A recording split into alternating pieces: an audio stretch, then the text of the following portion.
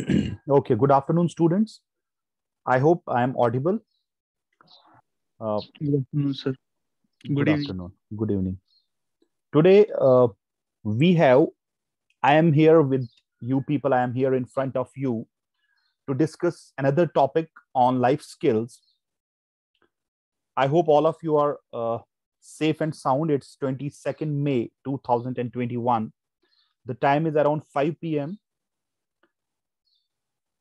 Before I start the lecture, let me give you an introduction about the lecture, that this is a general lecture on life skills, and I have chosen two life skills for today's lecture, for today's recording, for today's video.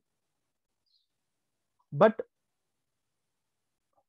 this topic is there in sixth semester BA BSc sixth semester generic elective course as well. So this is going to be very helpful, because in your day-to-day life, this discussion, if you watch it carefully, it will be very helpful for you in future. Here I share my screen with you so that you can read the topic.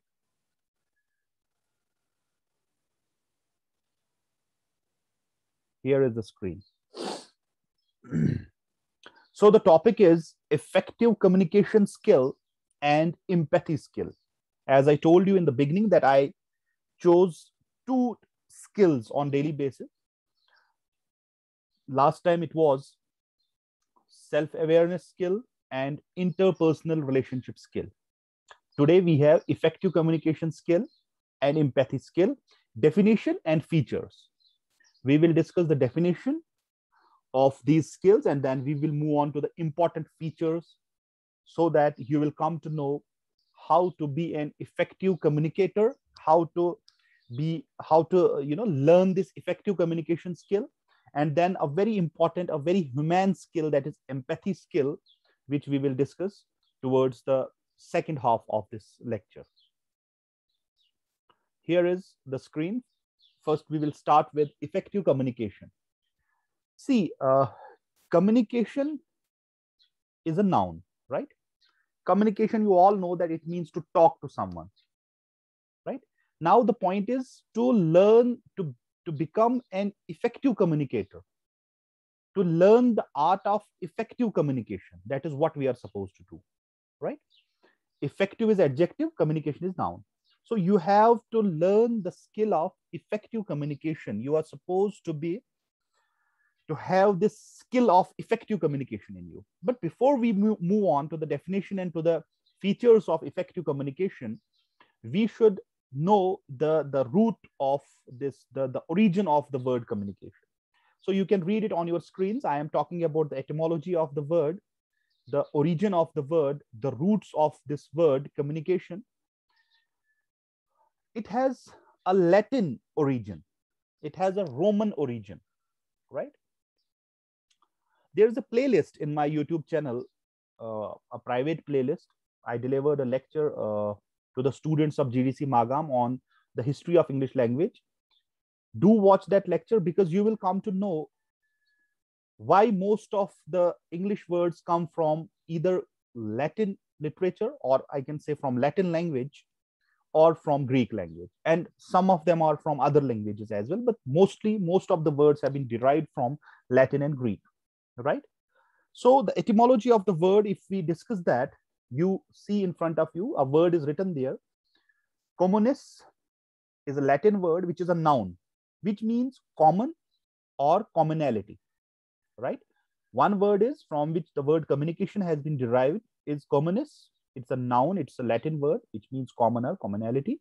Another word is a verb, which is communicare, which means to make something common, right? These are the same words. One is noun and another is verb, to make something common. So these are the root words of the word communication. This is the etymology of the word. Now moving on to the next important part, which is the definition of this skill, effective communication. Now, on a general level, all of us know that, see, I am talking to you people, though it's a virtual mode of addressing you people. It's a virtual mode of passing on my message to you, but it is a kind of communication, right? We talk to our friends, that is communication. We talk to our students, we talk to someone who is a stranger for us. So communication in simple terms is conversation, when you talk to someone, right? But as far as the technical definition of effective communication or communication is concerned, it is, you can see it on your screens, it is communication or conversation between two or more persons or groups in which the meaning is successfully, I have put a colon there to make it, I have broken it down into parts, this definition. It is a communication between two or more people in which the meaning is disseminated or delivered by the speaker. It means the speaker speaks like I am speaking to you, right? This is one part of the definition. Received by the listener. You are the listeners. So you listen to what I am saying, right? First, I am delivering, right? I am disseminating. You are receiving it. The third one is comprehended by the listener. Then you understand it, right? The fourth point is the listener should understand it. And the fourth and the last point is correctly acted upon by her or him. So there are 4 points actually. One is the speaker delivers. The second is when he delivers, the listener listens to it, understands it, and then acts upon it, right? So communication is communication between two or more persons in which the meaning is delivered by the speaker, received by the listener, and then understood and acted upon by him. This is the definition of communication. Moving on to the next slide, to make it more, to make it easier for you people, I have given a graphic representation because I knew that when you break the definition in parts, it's a little, tough to understand. So the first part is delivered. You deliver something. The other person receives it. He comprehends it. He understands it. And then he acts upon it. So now the definition should be clear to you people. In the first point is delivered. The second is received. Third is comprehended or understood. The fourth is acted upon. Communication is not like I go on speaking and you will just listen, but you won't understand it. There is a difference between listening and hearing. I didn't use the word hear. You hear the sound of a river. The birds are chirping outside. I can hear that, right?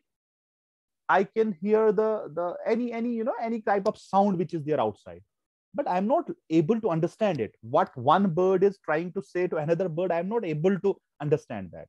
That is hearing. I hear that. But when I listen to something, it means that if somebody delivers something, I received it, I listened to it, I have to comprehend it. Only then it will be, we will use the word listening. You have already, studied listening skill in your semester 1 communication English, right? So after you listen to it, you understand it, then you have to act upon it. I will say, go and bring a glass of water for me, right? This is an example. Go and bring a glass of water for me. I delivered it. I deliver this sentence. I utter this sentence. It is received by a student. He listens to it. That sir said, go and bring a glass of water for me. Then he comprehends it. See, he understands it. He understands the meaning. Then he goes out and brings a glass of water. It means he acts upon it, right? All the 4 steps are very important for communication. So this is a graphic representation in front of you. Now moving on to the next part, that is the features, which is very important part of the lecture. What are the features of effective communication? See, this is a very, objective kind of discussion where another teacher may say that these are not the features of effective communication. Then there you can see it from, read it from various sources where different kinds of features of effective communication have been, enumerated and explained. But what I have tried to do is, I have tried to sum up the main features of effective communication and what I believe as a teacher of English language, as a teacher who is himself into this communication all the time with his students, I believe that the list of the features which I will discuss with you are the most important ones. But you can always add to this list. The first is simple language. See, people may tell you that if you use bombastic words in English, because I am an English teacher, because this is an English class, so I will, talk about the English language mainly. In any language for that matter, if you use such words which the other persons, which the listener is not able to understand, then it cannot be effective communication. So you have to take care of the language first. It should be simple. Only then you can have and learn the art of effective communication. So simple language is the first feature. Second is complete information. When you speak to someone, the information which you give in that speech or in that sentence or in those words, that information should be complete. Only then the other person will understand it. If the information is incomplete, the other person will listen to it, but he won't be able to understand it, right? So whenever you talk to someone, why does the conflict arise? Why are there conflicts all around? Because most of the people, they speak and they give incomplete information. The other person who listens to them, he understands it, partially, and then he acts upon it in a very, ambiguous manner. He or she is not able to understand it properly, and he or she is not able to act upon it properly. So conflicts arise. So when you talk to someone, you have to give complete information to the other person, right? And the third feature is you have to be clear. You have to be very clear and unambiguous. There should be no double meaning in your language. There should be no, the listener should not get confused, right? So whenever you talk to someone, whenever you communicate, you have to be clear and unambiguous. The fourth important feature is you have to be concise. Conciseness is another feature. Conciseness means to be focused, to the point, precise. I mean, when you talk to someone, you should talk in minimum words, in a few words, but with a proper meaning, right? So conciseness is very important. You don't need to give long speeches to the people, right? You have to be effective. If you want to be an effective communicator, if you want to be an effective speaker, an effective orator, you have to be concise. You are not supposed to do what we call repetition, or in literature it's called as iteration, iteration, iteration. Repetition of thoughts should not be there, right? Level of the listener. You have to take care of the level of the listener. Suppose I am talking to you people. Most of you are almost graduates now, right? And you people are mostly, higher secondary or college students or university students for whom my lecture is meant. If somebody from class second or class first, because here our students are not, the young students are not comfortable in English, they won't be able to understand it. I will speak to them in English, and I will use such words which are, which will be bouncers for them, those bouncers in cricket. So I have to take care of the level of the listeners. So whenever you talk to someone, you have to take care of the level of the listener. To get to his level is important. Only then you can have effective communication. There are a few more features. Courtesy and respect is very important. I have seen teachers ought to be blamed for that. I have seen some teachers, they behave in a very rude manner when they talk to the students, when they communicate with the students. I too can be rude as a teacher to you sometimes. But at the other time, I have to be courteous. I have to show respect to you. Like there is a student in the class. Yes, he is there. He is coming for the first time. But last night I messaged him. I said, you do not attend my classes. But today when he came in my class, I welcomed him with a smiling face. So this is what respect is. This is what courtesy is. Understand? So when you talk to the other person, you have to be courteous. You have to be respectful. I have seen people, they have, some people have that air of superiority around them. They have that superiority complex. And when they talk to someone, they feel as if they are very superior, and the other person, the listener, is they are inferior to them. So you have to show respect when you talk to the other person. I have seen some people, in our society, most of the people talk to the younger people by calling them tu. आप वाला pronoun हम use बड़ा कम करते हैं यहाँ पे बच्चों के साथ, तू तड़ाक करके बात करते हैं. That is disrespect. That is not courtesy. That is being impolite. Urdu में इसको हम शाइस्तगी बोलते हैं. तो शाइस्तगी होना जरूरी है जब आप किसी के साथ बात करो. When you do not respect the other person, how do you expect that he will listen to you and understand and act upon what you are saying? He or she will not act upon it. The next feature is correct grammar. People say that grammar is not important. I have written a long post on this last year on my Facebook wall. You can read that. You can search for that. Correct grammar is important. It is important in all the languages. Fine. Without correct grammar, you can communicate with the other person, but it's not effective communication. It's just communication. Then, even animals communicate with each other. Even somebody, if you go to Kashmir and you will get into a shikara, those shikara walas, they speak so well. They can speak good English.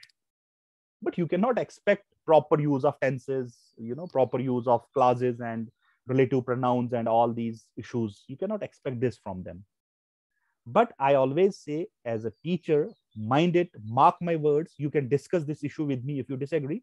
Correct grammar is important, right? Diction and syntax. Diction and syntax means the choice of the words. You have to take care of that if you want to be a good speaker, if you want to have effective communication with the listeners, with your students, or in your office. Choice of words, and then arrangement of those words is important. When you talk to your family members, the choice of words is different. When you talk to your friends, the choice of words is different. You tend to be very casual when you talk to your friends, but you cannot be casual with your principal. You cannot be casual with your boss, with your teacher. So choice of words, and then arrangement of words. How properly you arrange those words in a sentence, that too is very important. Some teachers speak, you do not get attracted towards them. Other teachers speak and you feel like, as if you want them to speak and speak and speak, right? I may be very bad as a speaker because my diction and syntax is not good. And I may be very good as a teacher because my diction and syntax is good, right? My choice of words, the words which I use while speaking to you, and how I arrange those words in a sentence. So this is again important. Then the last feature from my side is appropriate language or medium or compatible medium of communication. Compatible is, which the other person can understand, to have a mutual relationship, a mutual understanding with each other. So appropriate medium of communication is important. You cannot expect to speak in English to someone who does not understand English. You have to take care of it. I am talking to you in English because I know that all of you can understand English. And it is expected that whoever watches this video or whoever is here in this lecture, in this online class, in this live class, he or she is expected to know this much of English, that you can understand what I am saying in English language. Understand? I will give you an example. There was an uncle here, the place where I live. He lived in the vicinity. Long ago, when I was a school-going kid, he used to come. He used to, जैसे मोहल्ले में एक दूसरे के घर आते जाते हैं. वो क्या करते थे अंकल? He was a पढ़ा लिखा person, a literate person, a well-educated person. He used to talk to the मोहल्ले वालास, जो हमारे neighborhood में लोग रहते हैं. He used to talk to them, और mostly यहाँ पे 50% लोग तो illiterate ही हैं, पुराने लोग. वो इनके साथ भी इंग्लिश में बात करते थे. उससे क्या हो जाता था, वो जो सुनने वाले होते थे, वो they used to get, baffled. Some of them used to think that he is very intelligent, that we are not able to understand. And some of them used to curse him. Some of them used to abuse him in the hearts of their heart. Because because they used to feel very bad कि वो 2-4 minute बात करें लेकिन English इतनी ज्यादा कर रहे हैं कि वो समझ ही नहीं पाते थे. So one has to take care that when you talk to someone, when you communicate with someone, you have to use appropriate and compatible medium or language of communication. Towards the end of the features on effective communication, I have written Professor Scott M. Cutlip and Ellen H. Center from University of Wisconsin. They have given 7 C's of communication. If you open your Google Internet, effective communication features, these 7 features will come in front of you. They are completeness, conciseness, consideration, courtesy, concreteness, clearness, and correctness. So I thought of putting these 7 C's in front of you, other than the features which I discussed with you. Almost they are one and the same, but there are 7 C's. These 7 C's you can remember, given by these 2 professors. The names of these 2 professors from University of Wisconsin is written on the screens. Completeness, conciseness, consideration, courtesy, concreteness, clearness, and correctness. These are the 7 C's. Moving on to the next part, that is empathy. You might have, there is another word, a homophone, sympathy, S-Y-M-P-A-T-H-Y, sympathy. But we are going to discuss empathy. Now, what I advise you here is that after this lecture, you should check the dictionary for these 2 words, the difference between the words sympathy and empathy, right? We will discuss the word empathy. Empathy skill is again very important in the present times, because most of the people don't empathize with the fellow human beings. This is very important to learn. वो रसा जावदानी का एक शेर है, उर्दू के शायर हैं, भद्रवा से ताल्लुक रखते हैं, बड़े मशहूर हैं, आपने उर्दू में 10th में शायद पढ़ा भी होगा. अब मुझे शेर तो याद नहीं है, बट ये याद है कि वो कहते हैं आजकल इंसान नहीं है, इंसान की शक्लों में रीछ, बंदर, गधे हैं. Why he compared us with animals? Because we have lost humanity, right? We have lost the skill of empathy. We have lost this skill. And that is why this skill is there in your syllabus, just to remind you, just to remind us, in fact, that we are human beings, that we should empathize with the fellow human beings. Let us discuss it. Etymology, the root, the origin, again Greek. It has a Greek origin. Empathia is the word which means passion, state of emotion or feeling. So empathy is actually derived from the Greek word empathia, which means passion or state of emotion or feeling. There is another word which means patheia. These are Greek words, so pronunciation can be different. Means pathos or feeling. There is another word. And then M means in or to go into. So all this combined together means that empathy means to go into the feelings of the other person, right? Pathia and M. Pathia means state of emotion or feeling. M means into or to go into, right? So empathy means to go into the feelings of others. This is the etymological meaning of the word, the origin of the word. It has a Greek origin. Definition is very necessary. It's very important to understand. If you do not know this new word empathy, it is the skill of understanding and sharing the feelings of others. How well you understand the other person, how well you share the feelings and emotions of the other person is called empathy. See, in your colleges, because most of your college students who watch my videos and who are my students, you have, tens of teachers in your colleges, right? But only some of teachers are your favorites. Why? The reason is because they empathize with you. They understand you. You go and share your feelings with them and they understand those feelings and emotions. So that is why they are favorites, right? So this skill of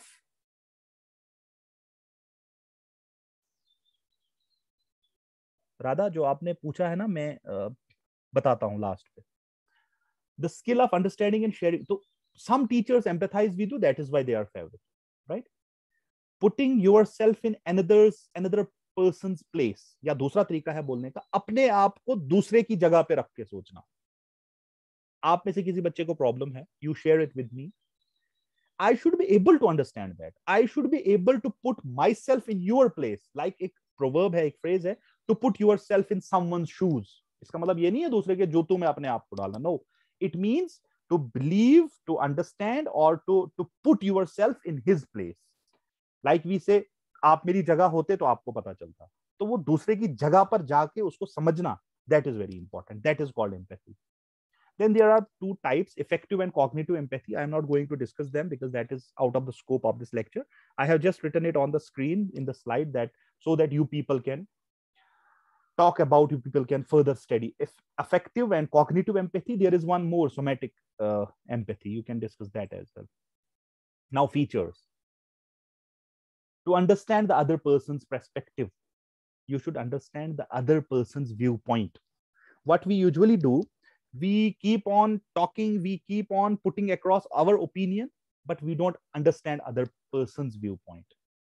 That leads to, you cannot empathize with the other person if you do not understand his perspective. Second is listen and understand. When somebody is in front of you, when he is emotionally disturbed, when he is into some problem, you should listen to him and understand. That is very important. You should give time to that person. The third feature is no criticism or rebuke. When the other person is in problem, see, I have seen many students who share their problems with me on WhatsApp. Doda College, when I was here in Doda College, most of the students used to message me, call me, come to my room and used to discuss their problems with me.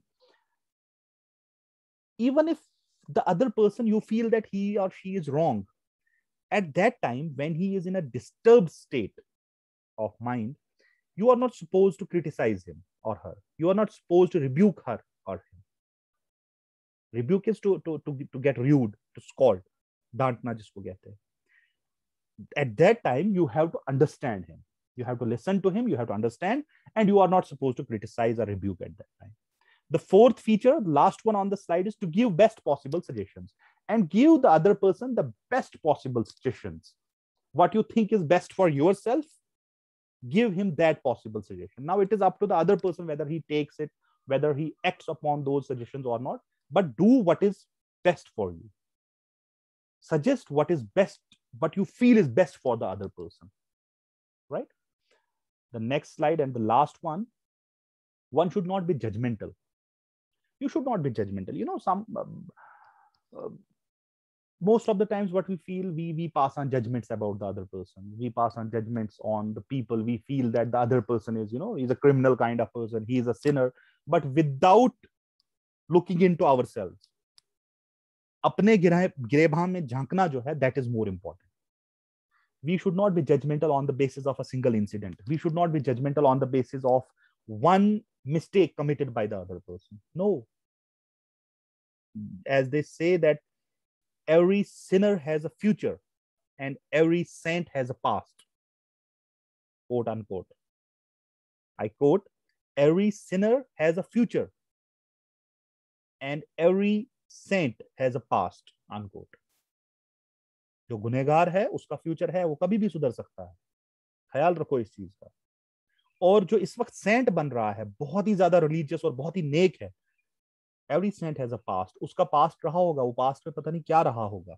सो इस चीज का ध्यान रखना चाहिए. Judgemental नहीं होना चाहिए life में कभी. Earn the trust. You should earn other person's trust. Some 2-3 days ago, when we were talking about self-awareness skills, I asked you people to message me your one weakness and one strength. Some of you messaged me. It means that those 4-5 students, they have trust in me. And the other 4-5 students, I won't name those students here. They are in the class. You already know that. It means that I am not able to earn their trust. I have not been able to earn their trust. Right? It means that 50% students have trust on me and 50% I have not been able to earn their trust. It is not the fault of those students. It is somewhere I lack that feature, that empathy. I could not show them, I could not empathize with them. That is why they did not share that weakness with me and strength, right? So we have to earn the other person's trust. Let them feel comfortable. You should make the other person comfortable when somebody is emotionally disturbed, when he needs you. And the last one is adjust communication pattern. At the time when you are supposed to empathize with the other person, you have to be kind. You have to adjust your communication pattern accordingly. Again, I will come back to effective communication, that you should understand the level of the other person. You should understand his mental state, his problem, his situation, and accordingly you have to adjust your communication. Sometimes you have to give him or her examples to cheer him or her up, right? Sometimes you have to keep silent and just listen to the other person. Sometimes you have to just, sometimes, a teacher's pat on the shoulder can do wonders for a student. If I do this to a student, shabash, good, well done, it can change the life of a student. Understand? Even sometimes some students send me messages that some 10 years ago you said this to us and that to us. मुझे तो भूल गया है वो सब. लेकिन they remind me and I just, my eyes get wet. I just tears come out. I feel like कि इतनी छोटी सी बात मैंने कही और इससे बच्चे में इतना बड़ा असर पड़ा कि उसने जिंदगी को ही सवार दिया उस बात ने. So adjusting communication pattern is very important when the other person is in a disturbed mental state, right? So to empathize, to learn, one has to learn the skill of this empathy so that you can be a good human being, so that you can be more humane. And because वो कहते हैं ना कि दर्द दिल के, you may correct me, दर्द दिल के वास्ते पैदा किया इंसान को, वरना तात के लिए कुछ कम न थे कुरो बयां. तो ये जो दर्द दिल है दूसरों का, इसको समझने की जरूरत है, इम्पैथी को डेवलप करने की जरूरत है. वरना अतात के लिए कुछ कम न थे कुरो बयां. वरना तो खुदा के पास फरिश्ते पड़े हुए थे हजारों की तादाद में जो उसकी पूजा, उसकी इबादत करते थे. इंसान को इसी के लिए पैदा किया गया है. So this is all about empathy, the features of empathy. The highest form of knowledge is empathy. Bill Bullard. If somebody asks you that what is the highest level of knowledge, what is the highest form of knowledge, it is empathy. If you are not able to empathize and you are literate, you claim to have, knowledge, you claim to have PhD degree, you claim to have lots of degrees, but if you are not able to understand the other person's problems, let me tell you with full authority that these degrees are a waste. This knowledge is a sheer waste. You have wasted your time in acquiring these degrees. If you are not able to understand, when you look into the eyes of your student as a teacher, if I am not able to understand that he or she is in some problem, then my being a professor, my being a teacher, my being a mentor is totally unjustified, right? So the highest form of knowledge is empathy. Thank you.